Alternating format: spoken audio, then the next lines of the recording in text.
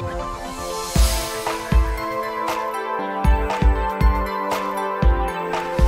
welcome to Flory Models. I'm Flory. Yes, the Intruder's coming on very well and is almost done. Hence whilst I'm sat here doing the show, because there's no room down that end of the bench because it's complete chaos, because it's the final stages and you know what it's like. You get all your bottles of paint and everything else out, and I didn't want to sort of, you know, have to clear it all away just to film down there, so hence we're up here today. So anyway, let's have a look at the Intruder. Okay, so now you can see, while we're not filming over here, we're in that latter stages now where we've probably got a couple of hours of videoing still to go on this one to get us to, you know, the completion. Because you see the wings are folded but they're not actually set yet. We've still got to liven up all the wing fold area and it be glued because these are all a loose fit currently. We've got to work out how we're going to position the underside of it. Are we going to have these doors open or closed? Are we going to have them even on the aircraft altogether? Or are we going to have it, because it's got the engine off, we're going to have them to one side? I'm going to put it on a base as well, so we're going to put it down onto a little bit of a carrier deck, looking like it's inside the hangar, inside the carrier being worked on. They've whipped the engine out for some work and do it like that. So I'm going to put it onto a base and probably chain it down to it so it all looks the part as well, and perhaps some knickknacks all around it. But basically we're getting to the end here. So what we've got is parts 14, 15 and 16, probably going to be 17 as well, talk solely about how I get this paintwork effect. Okay, because I know a lot of you have said, oh, it's like, you know, incredible job and years of practice. It's not really, it's just time, layering, building it up and not panicking. I know a lot of you saw when I did the post shading in that really dark grey, thinking, cool, that's over the top and all the rest of it.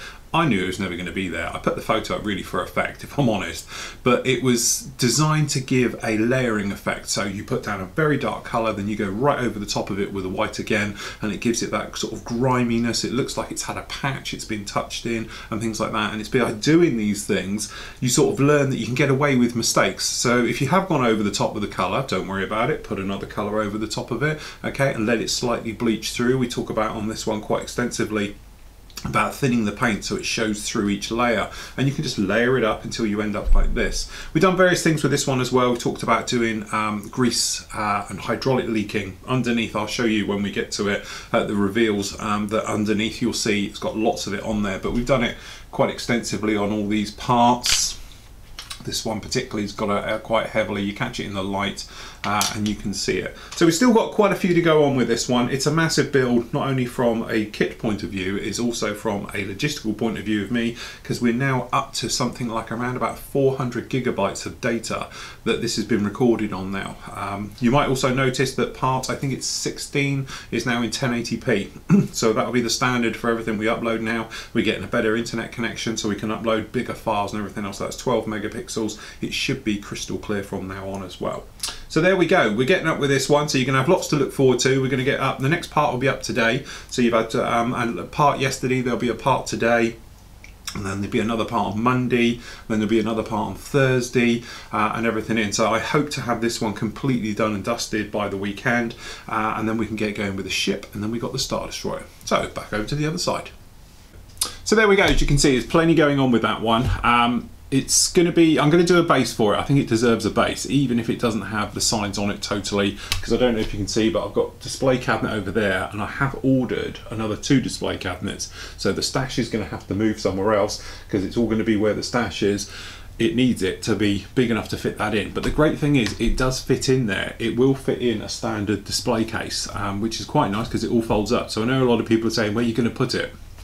That's where it's going to go. So the Phantom fits in there, which is quite nice, folded up. So does that one when I tested it to make sure, and everything else. So it just about squeezes in there. Really loving that build, really enjoying it. But it'd be nice now to sort of push on. We're going to get the carrier done, get that one out of the way as well. So we're going to be pushing on with the Iwo Jima. We're going to be doing some weathering, which is very similar to what we've actually done with the Intruder. We're going to do to the Iwo Jima as well, which I'm looking at, it's just over there. So we're going to be really pushing on with that one next week, getting those parts through and everything else. So the next 2 weeks you're going to have a lot of video going up on the site. I know this week we've put up an hour and a half on the Intruder. Next week certainly will be another hour and a half with the Intruder up there as well. We're going to get the Wasp one up there as well. I'm really pushing on with those because I'm going to need all of these out of the way and everything to start on the Star Destroyer, because obviously that is a big resin project. There's going to be a lot of lighting and detail work going on there. Going to scratch build a few little things on it as well, some bits I want to add to it. So I need the room, and we need this entire bench. You guys who come here know about it. It's quite a large bench, but you can soon fill it up with all your rubbish like we all do. So anyway, first up, we've got 2 reviews for you this week. So we're going to start with the Revell. This is the newish. It came out last year, but it's their own tooling of it instead of it being the Haskell tooling of the G6 version of the 109.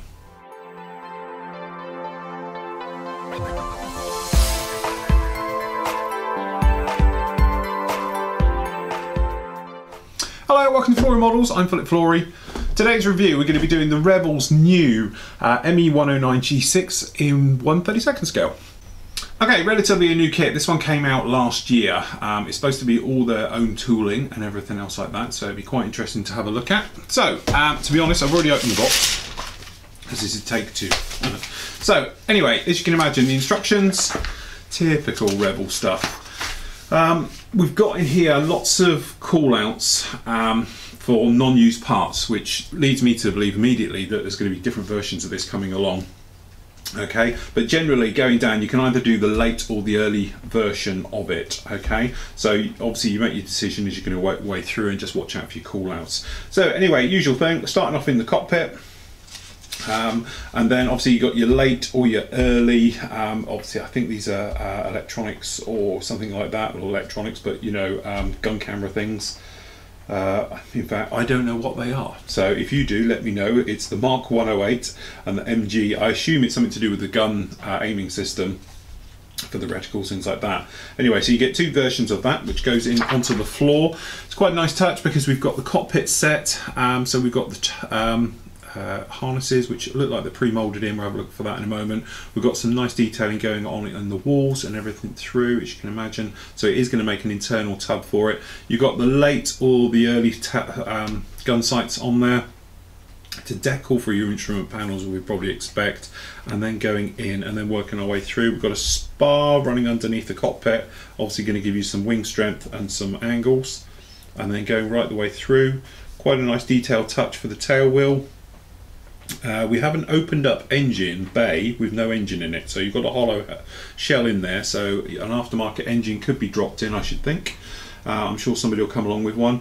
And then going right the way through, obviously supercharger intakes going on there, things like that. Early and late, depending if you've got the bulges on for those guns. That's what it is. It's the machine gun ammo thing, I think, for the on the floor. And then in, generally, as you imagine, there's lots of interchangeable parts on this. It's a nice detailed work, but I'm not sure about this fit. I don't know if that's the top of the engine, wing. Yes, it looks like it is. So it's going to be a funny wing set, this going in. Be interested to see how well it goes together. So you've actually got this area here. This is the top of the wing and the bottom in one, and then it's going to go up with the bottom complete plate of it going across. A little bit weird way of doing it. Early or late tails, obviously for the top of the rudder to be going on there. As you can imagine, we've got the elevators going on the back, which are not, yes they are positionable, so you can position those, which would be quite a nice touch. Same with the ailerons, they're all positionable as well. We've got the flaps, so obviously I presume the radiator flaps are immovable as well, although don't know, probably not. We've got those leading edge extensions on the wings. There's a separate, the gear going on. 2-part gear, never a fan of, if I'm honest. Going through, generally it seems to all be quite a nice detailed kit. If it's as good in the plastic as it is here, then you'll be okay. Separate props going on there. Okay, gear up or down, stretching sprue for canopies, probably easier to use a bit of solid wire, something else like that. And then we've got your one, so you've got your Franz door version here for 1945, or you've got your Carl Rimet, which is April 1944. Love mottling. You're right, it's like Marmite, this stuff. You either love it or hate it. Probably when you get the hang of mottling, it's great to do because it's quite fun. Okay, and if you're not very good at it and you're a little bit sort of, you know, hesitant, then it can be your worst nightmare. What I would advise is just practice. Mottling is one of those things. It's just confidence in your airbrush, so when you pull the trigger it comes out how you want, okay? And it's confidence in yourself to put down a random pattern, because it's very easy to go blob, blob, blob, blob, blob. Okay, but you want the squiggleness into there, and you must imagine the way that obviously the German crews did it was probably with a can, I would have thought, or you know, a small pump system, and just went like this everywhere because they didn't really care. As long as it gave an overall effect, that's what you want to do. You don't want to be sort of, you know, I'm doing this. And remember, if you go wrong with the green mottling going down there, come back with the original base colour and just go over it, or try and sharpen it up with that colour as well. But as I say, a lot of people say to me about mottling and everything else, or this is where I may get a complete fool of myself. Oh, I have got it here. I was going to say, if I can't find them, but you can buy these. These are, can't remember whose these were now, I've had them many, many years, but these are mottling templates. So I think I've got all three sizes here. So you've got sort of the 1/72 ones, this is 1/48 mottling, this is 1/32 mottling. And as I say, I can't remember who these were now, but I've had many, many years. So if you're not confident with it, you can use these. And you don't just have to use the scale for you can use a couple of these, because what I tend to do with mottling, come along and I would say, oh, we'll have a few here, but then we don't want them there. So I'll blank off areas with tape. Okay, and then just carry on and use them. That's why you can probably see this one's got a little bit of colour on it. I've used that particular bit, masked off all the rest of it, just spray it over. I'd say there's a couple of manufacturers do them. I think Hannants do a version of it. I'm pretty sure Edard do what the version. There's people out there, you can look it up, you'll find it. Anyway, let's have a look at the decals. So the decal sheet, as you can imagine, pretty much as we'd expect. I do like Revell decals because they're never too flat, they're never too glossy. They tend to be that nice satin colour we like, unlike others out there. Seems to be pretty clear and crisp. The instrument panel, obviously we're looking at, doesn't look too bad at all, and everything seems to be in register, so no complaints with that one at all. Now the parts, as I said, I've already had them out the bag once because this is take two. Okay, so what we can do is just move down the camera just a little bit closer in. There we go. So as you said, we've got this whacking great hole down here. The first thing you notice, it's the plastic is really flashy. Classic example here, you see all this? All flashy around the edge. Now, I'm not going to nitpick here because you know me.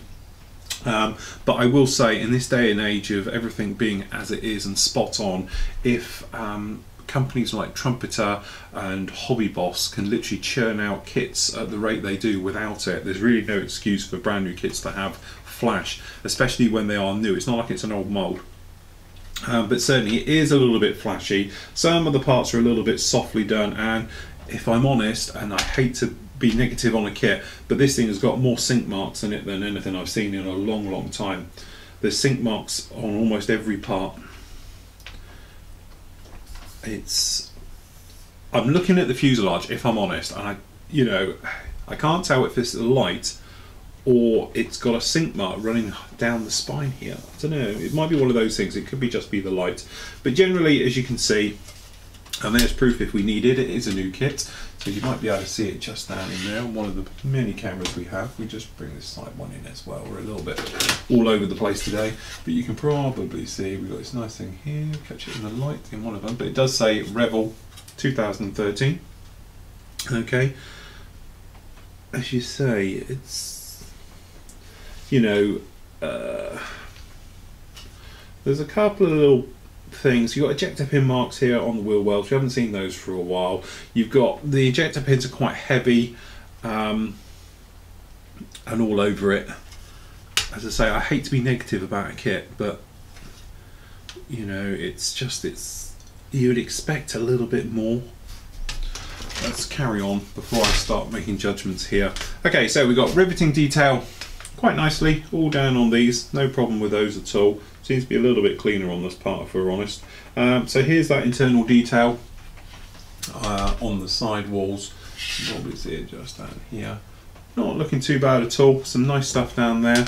We've got some nice textures on the control surfaces showing down and round. The spinner seems to be all very nice down on there. And there we go. You say, I'm not an expert on the 109 by a long shout. It's not my field, but I don't know. It just, the riveting looks to be overdone. It looks very, very deep. I'm not being funny. The riveting on the Intruder is a quarter of what that is. My Intruder is going to be my new best friend now. If you're watching this and it's not in the news show and it's a standalone, I'm building the Trumpeter Intruder at the moment, and it's just off to my side, so that's why I mentioned that. Okay, so details as we were running through. This particular one, we've got the floor parts.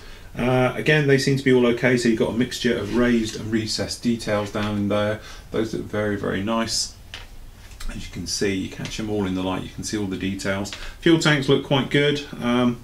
So you've got raised detail on the top half, which is odd. Why would you do that? Okay. As I say, because I don't know the aircraft, it could have been like this. But why have you got raised detail on the top of the fuel tank for the top half and recessed on the bottom? Not too sure about that one. Anyway, moving through, he says, yeah. Let's just say I'm not jumping up and down and getting too excited about this one quite yet. So anyway, we've got these tyres in two halves, which I'm not the best fan of, if we're honest. Okay, I find them a little bit annoying. And then going all the way through again, you've got quite a bit of flash down here on this rudder pedal. All these small parts seem to be okay though, if we're honest, they're alright. I say, nice detail on the control surfaces. You've got a nice mixture of raised and recessed details all over these. So, you know, in some ways, with one hand it's very good, in others it's truly awful. Okay, there's the main wheels again. There we go. And then we've got these. Oof. Okay, so you've got quite nasty sink marks. Which camera gets these on these props, which are all going to need filling. And if I'm honest, the props look to be a funny shape as well, because this one seems to have a nick out of it on this side, but this one doesn't. So I don't know, it may be by the time you sand them, but they are very, very thin. As you can probably see, they do bend quite easily on these tips. So they're very softly moulded. Okay, so next up we have, you certainly get a lot of parts in here. Okay, so we've got, this is the side fuselage on here. This is down on the side of the engine panel.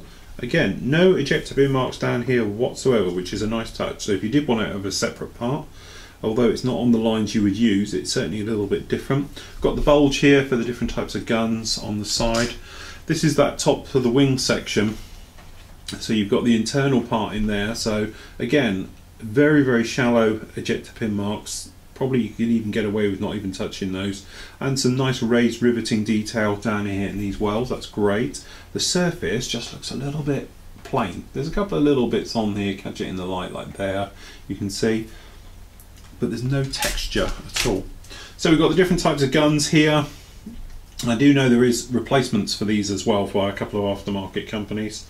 Okay, but as you can see, so we've got different types of Saab with the supercharger down here for the intake, and the two types of the top as well. Moving down, again, very nice rudder detail, very sharp and very nice and crisp details on those. Okay, we've got the intake down there and the different types of rudder, all looking quite nice. No problem with ejector pin marks, not even inside the actual supercharger. Okay, more rudders and things. So as you say, I think there's a multitude of things coming along. Okay, generally, I must admit, it's a real mixed bag, because actually it's very nice work along here. All this gear and everything else is quite nice, very sharp, very detailed. Okay, no problems at all. And then other areas are a complete letdown. Okay, last bag up, if we can get into it. Okay, so same thing again. We've got the sink marks down here in the props, same as the other. That's just a duplicate. Another one down here for the control surfaces. Again, it's a duplicate of the other. So you've got same problem with the flash on it, because it is just the same part coming out. Okay, clear parts.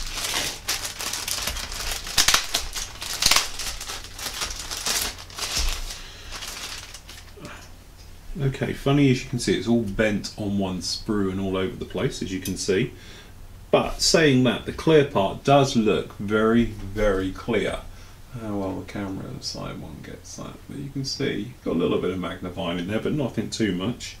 Okay, so you've got different types all over this one. They all are very nice, very sharp. We've got no webbing from the moulding at all. They look pretty good, no problems with those whatsoever.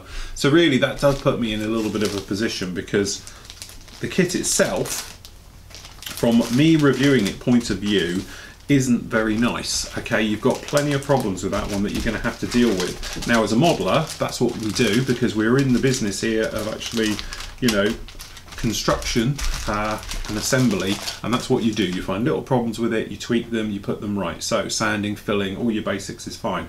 All I'm saying though, for a kit that is brand new, apparently brand new tooling and everything else like that, it's a little bit flashy, it's a little bit softly molded. I think perhaps the riveting's a little bit overdone for its scale. Things I do like about it though is the surface detail on some of the control surfaces, especially very sharp, very nice, very crisp. I imagine, and when you do look down here, obviously one of their pre-production builds has done it. As you can see, it does come out to be a really, really nice model. Okay, it's got a little bit more detail than the Hasegawa kits. Okay, and this is where I'm going to start on a rant now.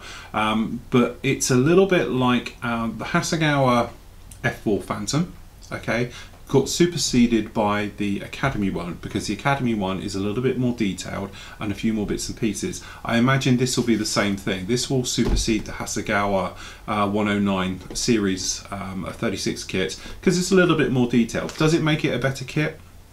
Probably not. It's a little bit more hard work to go together, because like the Hasegawa Phantoms, they just drop together overnight, no problem at all, and they're an easy, straightforward kit. The Academy one takes a little bit of work to get it to go, but it is more detailed. So I think if you're, you know, weighing up the pros and cons, I don't think this is a game-changing kit and a leap forward, but certainly for the price, for the level of detail you'll get in there, if you're a 109 fan, it is a complete must. Okay, so there we go. That's the Revell G6. Looks to be a fantastic kit. Really, really can't knock it. I must admit, you know, it's amazing how the manufacturers recently seem to have all stepped up the grade this last sort of 2 years. So Airfix suddenly really on the ball with it. You know, obviously things like Revell, they used to obviously have Hasegawa reboxes, things like that. Now, no, they're doing their own kits and really sticking out some really great work. So lovely kit, that one. Okay, so we've got another review coming up for you in a moment. Okay, next up we've got Tim Junak. He's from Alabama and he's going to show us around his man cave. Hello, my name is Tim Junak. I'm 35 years old. I'm originally from South Carolina, but currently reside just outside of Montgomery, Alabama, which is where Maxwell Air Force Base is located. I've been modeling and been on Flory models for about 2 years now. I primarily deal in the 32nd scale aircraft, prefer jets over prop aircraft, but I do build both. As well as some other various sizes when it comes to that particular aircraft that they don't make in 32nd scale. I also have some armor and things of that nature in the lineup, and a few ships, but primarily it's the 32nd scale aircraft that I deal with. I enjoy the 32nd scale because, one, they're larger and you can do a lot more with them if you were so inclined to do so. The downside is they take a lot more paint and a lot more glue and a lot more, you know, time, things like that. So it's kind of has its, if you really want to put the work into it, you can get the effect out of it, but it does add up, especially when it comes to the cost of the basic kit itself. Here in a few minutes I'll show you around my man cave, and this is my man cave, not my modeling room, and I say that because I do many things in here. This is, I think, where my girlfriend hides me, but I'm a hobbyist, so I do anything from video editing to special effects to I build guitars, electronics, things of that nature. Anything art and creative I like to do. And as we go around, you'll see some of the things that I've done as well. The first model I ever built was 2 years ago. It was for actually a SIG on Flory models. It was the Bug-Eye SIG. And some of you may remember that I did an F84 D model that was, I painted the tiger stripes on the model, and I actually masked and painted the stripes. And from that point I was impressed with it for being my first model. I think my models have kind of gone up and down in quality. Unfortunately, I do find myself getting bored with models after I start them, so then I kind of bounce around. But yeah, so like I said, I'll take you around here and show you my my space. Hope you enjoy. Alright, so here we go. Again, this is the desk. I got my Mac. I prefer the Mac over the PC. I love my Mac. There's my PC. I hate my PC. So I gotta use that for certain things, and that's why I got it. But on a day-to-day basis, I primarily use the Mac. Got some things around the room. I'm gonna show you stuff related to NASA. My girlfriend took me down for my 35th birthday to the Kennedy Space Center, and I had a great week down there experiencing that. But this is stuff dedicated to the Challenger and the Columbia crew. I plan on building some models for those, and there's the Time magazine covers for when they blew up. In fact, we're getting ready to come up on the anniversary. January 28th was the Challenger anniversary when it blew up, and then February 1st was the Columbia, so those will be coming up here soon. And then there's all their mission patches for the Challenger right there. And then down here I got the Columbia. A little bit of eye candy. You know, of course, it's Guy's room, so knickknacks and things. There's a signed picture by Christopher Reeves. The true Superman. I don't know what all this stuff they're coming out with now, but that's the true Superman. Yeah, right there. That's the most important tool in the room. It's my Mountain Dew. I can't live without it, so that's more important than any X-Acto knife I got. Obviously, I got my television. That stays on the majority of the time. It does generate a lot of heat, so if that thing's on, usually the windows and doors are open because boy, it gets hot in here. There's a clock I built right there. Some other things. My movies. I did this helmet right here. I just bought a toy from the toy store, and I painted it up like that to make it look like a like it was bronzed or, you know, antique-y. My military medals. I was in the Air Force and the Marine Corps, so I spent 12 years in the military. I built that. I got a better version that I'm working on now. Well, it's been worked on. I also built that the Captain America shield right there. It's actually made out of metal, and I painted it up. Unfortunately, it's starting to rust. But made that helmet right there. I just bought a blank Navy helmet, and I got one down there at the other end that I painted up like Goose. And I did the painting and masking off to give it the, you know, from my favorite movie, Top Gun. Here's my displayed models that I've finished. You can see these on the site. There's the F-18 my first model right there, and that was for the bug-eyed SIG. And my last airplane I finished, and then obviously I just finished this one. Was the last model I finished right there. Underneath I got, you know, electronics and stuff from my other hobbies. There's a helicopter I did. But the rest of the stuff caters to my other hobbies. Electronics, that's all electronic stuff. Other than that, bottom shelf is modeling, reference books and things. Chainmail, electronic books and things. And then stuff on the wall, military stuff from when I was in the military. So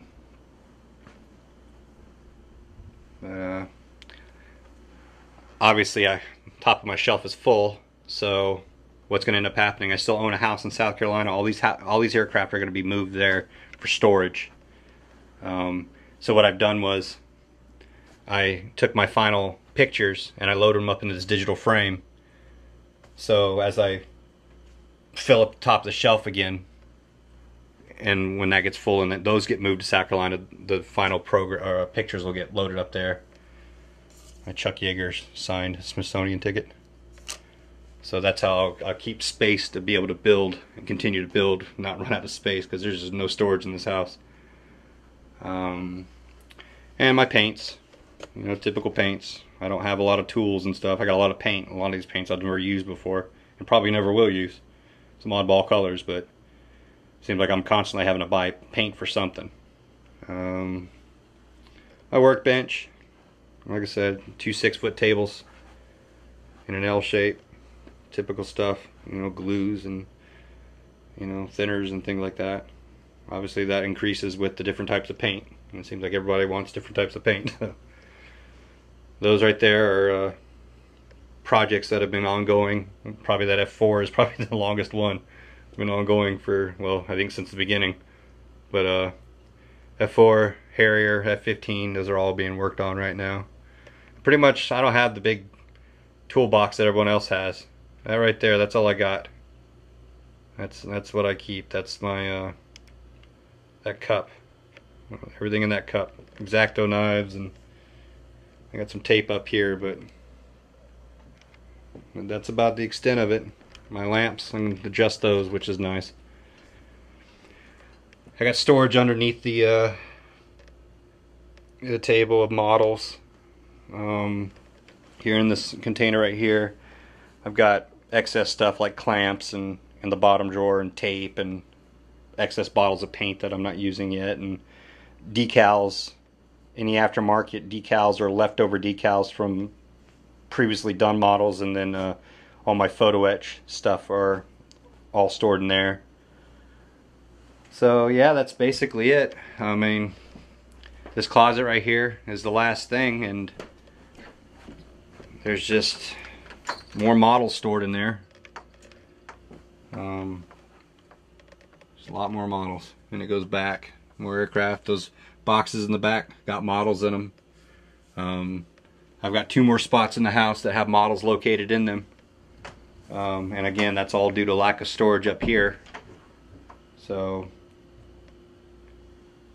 that just about concludes the tour. So I hope you enjoyed it, and can't wait to see everybody else's rooms. Thanks. Okay, I've got to say, you know, I know a lot of people, you think I've got a cool room. That is an uber sub-zero cool room. Absolutely fantastic. That's got to be the man cave to beat with for all of us for that one. Absolutely fantastic. Thank you for showing us around. Don't forget, members, please get them up on the site, and we can get them up there since it's gone a bit quiet now. But we've got some more to show you, and it'd be great for us. Please post them up on the site. We can all have a look round and see what you get up to and everything else like that. So next up, we've got the Hobby Boss. This is the F84 Thunderstreak.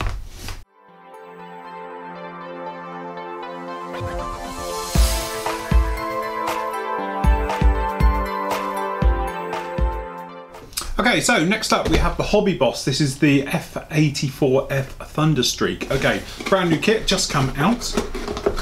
Quite a nice box art actually, really do like that, very nice. Okay, so if we get in the box, take it. First time of opening the box, we have the usual bump on what's coming out, November 2013.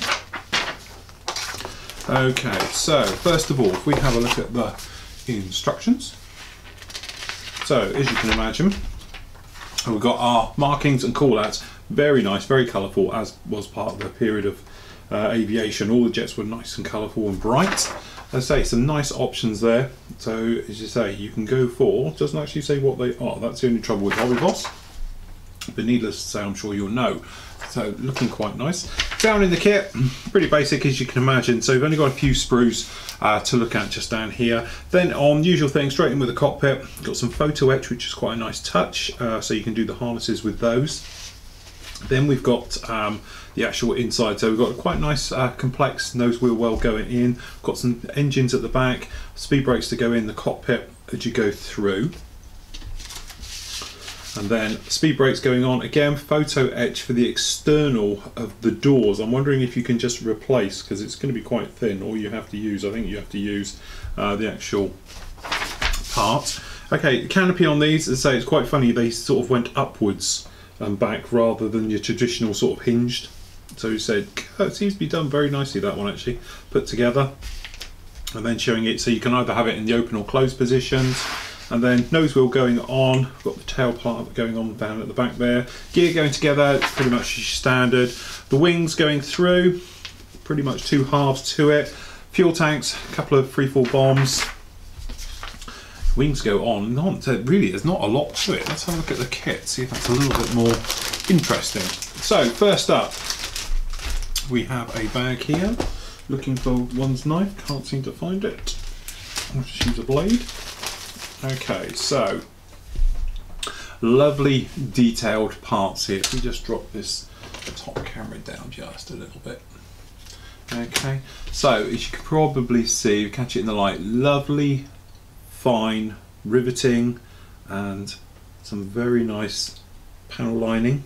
All seems to be nicely detailed. As you can imagine, you see it catching in the light here. This is part of the day where everything was nicely riveted and everything else like that. But generally looking around, we've got no sign of flash. All the gates are quite small as well, which is quite nice. And then working away, we've got texture even on the rudder pedals. Got a little checkerboard effect on the rudder pedals there, which is quite a nice touch. And generally, as you make your way around it all, very nice. Got no ejector pin marks inside doors or anything else like that. Some nice detail inside the wheel well, the nose one there, and some detail inside the actual the actual engine itself going back. I have to say that's actually exquisitely detailed, very nice. So I can't see anything wrong with that whatsoever.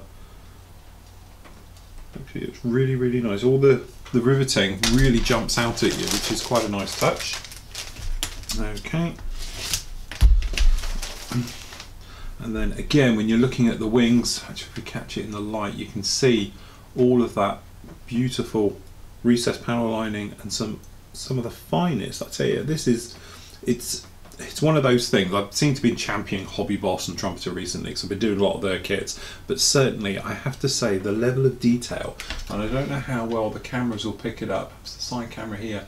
See all these tiny details. That's amazingly detailed for all that tiny riveting work, which obviously strengthening work down on the leading edges there. Absolutely fantastically done. Okay, weak part, you know, the instrument panel there is nothing you'd shout home about at all. It's pretty basic. Okay, nice shallow ejector pin marks. You might want to give them a little bit of a sand before you put those sandwich the wings together. But again, some nice detail going on at the top here. Seems to be all very nice. And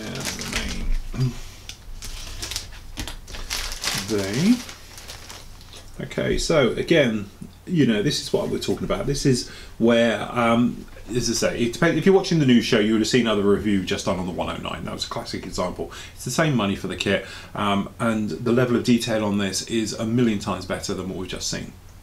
And that's what I'm getting at here, is that there's some great manufacturers out there producing some real quality kits with the finest, most exquisite detail you've ever seen, and this is absolutely stunning. You can see it there. You know, the level of detail, it's something so small, it's absolutely fantastic.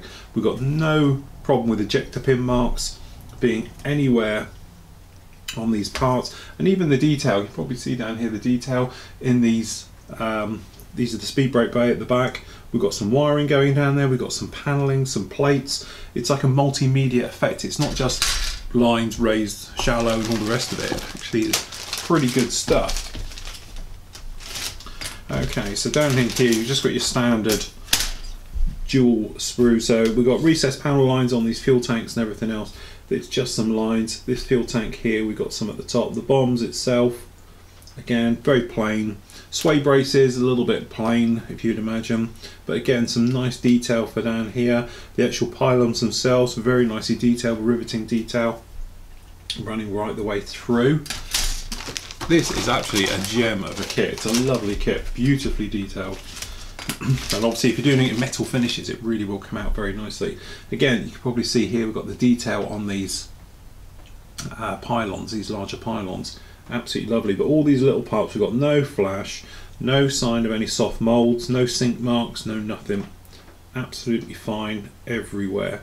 Got no ejector pin marks on anything that you would actually worry about whatsoever, but it's a level of detail absolutely fantastic, beautifully done. You know, I don't know how well different cameras can pick this out. You can see it's really nicely done, very, very good. So we've got a small piece of photo etch. So this is what we were talking about. We've got these ones down here. I'll put it on the side cam, it's not as glary. So we've got these side ones here which are going to go on the wings. These are the speed brake. You have to bend it, so obviously bending a little bit of a problem. And we've got some harnesses as well, so nice touch there. And the decals, which absolutely looks stunning. Okay. And then just down in here we have going to be So we've got a little bit of residue.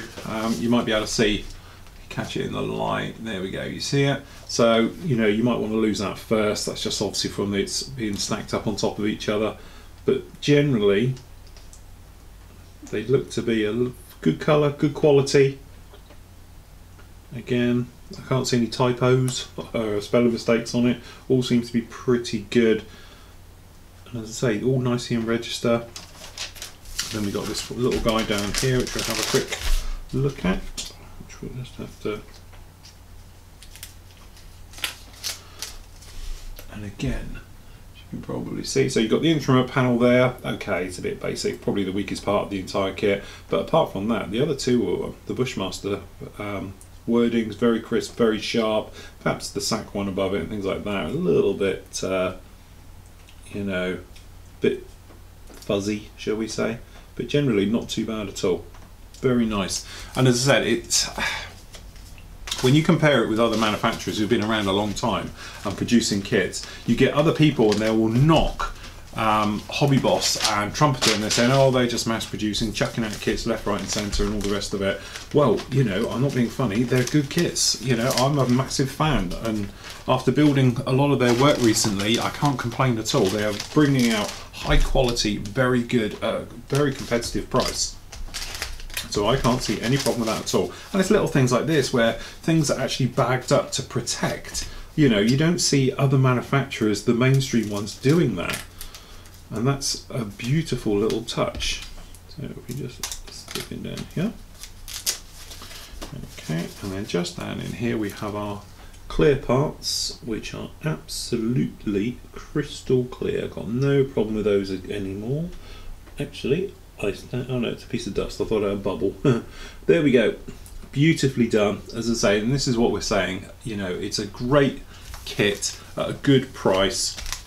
And they do tend to bring out Hobby Boss and things like that, and Trumpeter kits that or suddenly subjects which mainstream manufacturers don't seem to do. You know, they tend to do the bread and butter stuff and everything else, and they might come out with one wacky one. These tend to go along and they're like, okay, we're going to do this, we're going to do this and do this, and they work through them all, and they turn out absolutely fantastic.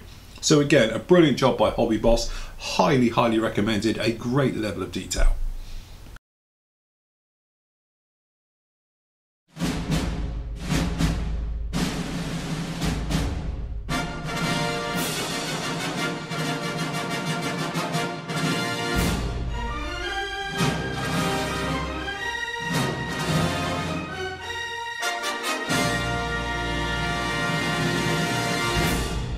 Yes, it can only mean one thing. It is the silver screen group build. Okay, first of all, just got to mention the prizes because I keep forgetting to. Don't forget, first prize is this monster kit, which as we all know is not cheap at all, and it is supplied by us. We're not sponsored by anyone. This is the, as we all know, the Zucamori 132nd Sky Raider. Absolutely, probably the most detailed kit you could ever build. 1/32 scale, need I say more? We've all heard about it and seen it. It is a stunning build. Steve Sutcliffe on the site is building it currently at the moment as well. Second prize for it is going to be the lovely, built this as well, lovely kit, is the F14A Tomcat Hobby Boss 148 scale. Get the glare off. Again, beautiful kit, lovely work. And last but no means least, for third prize, we're going to be doing the Meng. This is the ME410, the A1 Attacker. Again, lovely kit. We've reviewed it here and absolutely fantastic. All three winners also get a year's subscription to Flory Models, as well as probably a load of goodies as I can find them, sanders, washes and all things like that.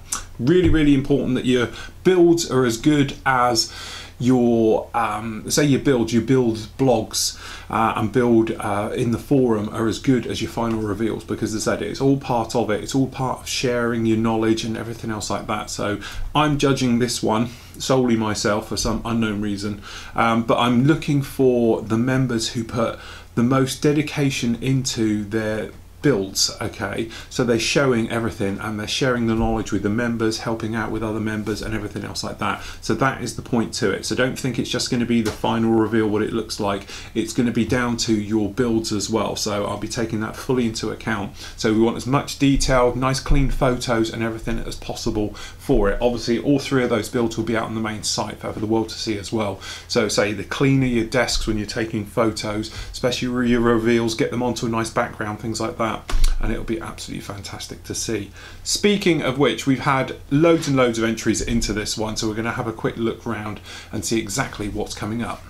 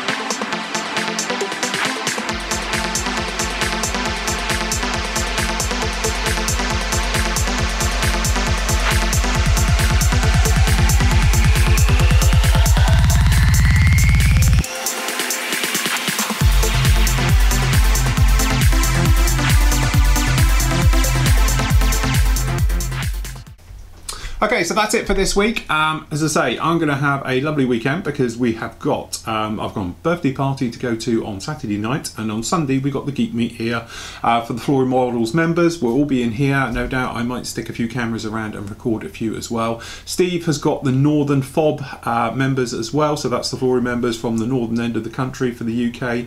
Their members meet is on the same day. So as I was saying, if we get everything sorted and we finally get all the internet pretty much sorted out here, we'll have to have a Skype link thing going on between both meets at the same time, which would be quite a giggle.